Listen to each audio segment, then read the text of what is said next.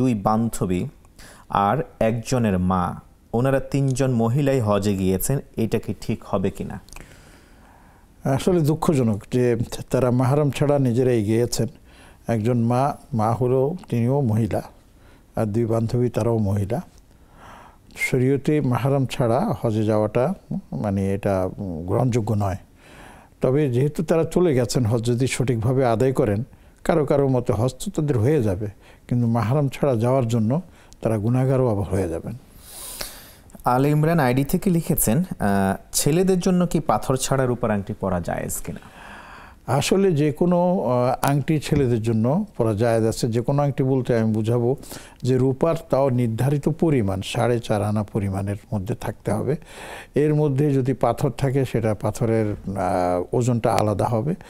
মানে মূল পিওর যে এটার নাম কি আপনার এই রূপাটা 4.5 আনা, এর সাথে যদি খাত মিলিয়ে 5 আনা হয় কোনো অসুবিধা নেই, পড়তে পারবেন, অসুবিধা নেই। যে ছেলেদের যদি লম্বা চুল থাকে তাহলে তা কি দিয়ে বাঁধা জায়েজ হবে?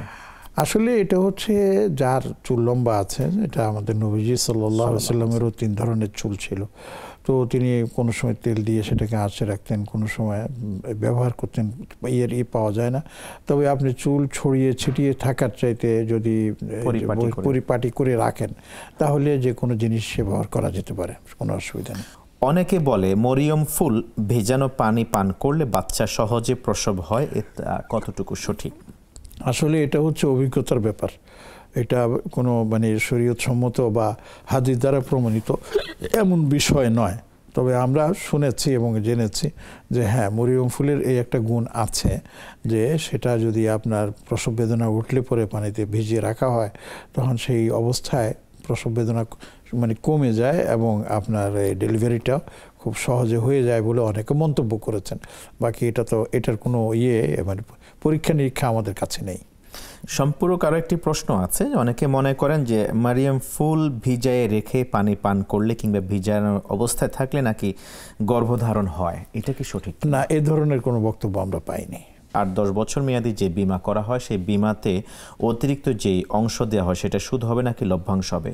সম্পূরক যে প্রশ্ন আমি জিজ্ঞেস করলাম তিনি জবাব দিলেন, সেটা হলো সেখানে বলা হয়েছে লভ্যাংশ দেওয়া হয়ে থাকে এবং এখানে লেখা আছে যে লাভ লস বেয়ার করতে হবে। এই বিষয়ে আপনার লাভ লস বেয়ার করতে হবে যদি লেখা থাকে এবং পাশাপাশি সেখানে তারা সুদ শব্দ পরিহার করে লভ্যাংশ নিয়ে আসেন, তো এটা এখন অনেক ব্যবসায়িক কেন্দ্রে এটাকে এখন মানে একটা ব্যবসার মানে একটা উপকরণ হিসাবে নিয়ে আসা হয়েছে সামনে। যেহেতু মুসলমান মাত্রই সুদের কথা শুনলে মনে করেন যে এটা হারাম, এই জন্য ওনারা এটা পরিবর্তে লভ্যাংশ নিয়ে আসেন। 1 নাম্বার 2 হচ্ছে যে অনেক বিমা কোম্পানিতে এখন শরিয়া বোর্ড আছে, বিভিন্ন ব্যাংকের মতো, তারা এগুলি পরিচালনা করে কোনটা মানে হালাল হবে কোনটা হারাম হবে এবং সেই অনুযায়ী তারা সিদ্ধান্ত দিয়ে থাকেন। যদি সেভাবে সিদ্ধান্ত দিয়ে এটাকে মানে তারা দিয়ে থাকেন তাহলে সেটা অনেকে বলছেন জায়েজ হবে। এমনি এটা একটা আমার একটা ব্যক্তিগত মানে আমি আমার অনুসন্ধানী দৃষ্টিতে আমি দেখেছি যে না, বিমার সাথে জড়িত যে সমস্ত বিষয়গুলো আছে এগুলি অনেকাংশে খুব জটিল। কাজেই এ থেকে নিজেকে মুক্ত রাখতে পারলেই বোধহয় ভালো হয়। কেউ যদি নিজের মৃত মায়ের বা বাবার নামে ফেসবুক আইডি চালায় সেক্ষেত্রে ইসলাম কি বলে?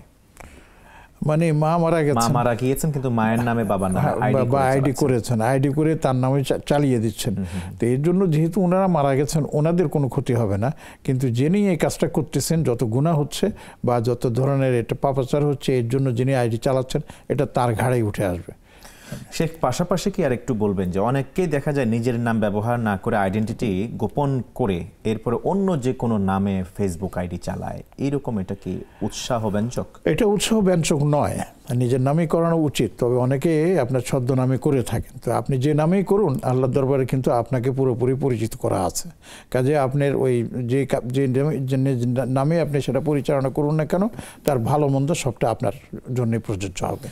যে আরাফায় অবস্থান যে কথা স্মরণ করিয়ে দেয়, আপনি দুটি মিস্ট্রির কথা বলতে গিয়ে একটি কথা শেষ করেছেন, আরেকটি আমরা জানতে চাই। আরেকটি হলো এই যে আমাদেরকে এই জিনিসটা ভাবতে হবে যে আরাফার ময়দান আমাদেরকে ঐক্যবদ্ধ থাকার একটা শিক্ষা দেয়।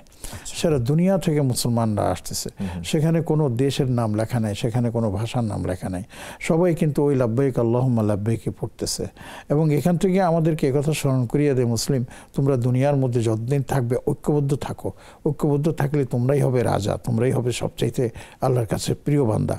এই জিনিসটি যদি আমরা মেনে নিতে পারতাম তাহলে আমরা অনেক দূর এগিয়ে যেতে পারতাম। আল্লাহ পাক আমাদের সবাইকে সেই তৌফিক দান করুন।